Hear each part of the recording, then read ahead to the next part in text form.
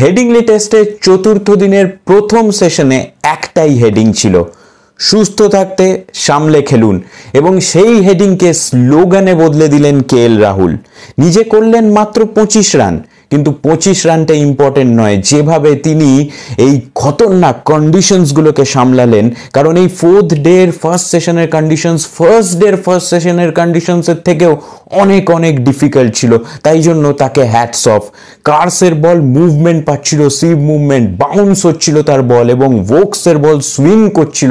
সেখানে বলের পর বল ছেড়ে গেলেন অফ স্টাম্পের বাইরে।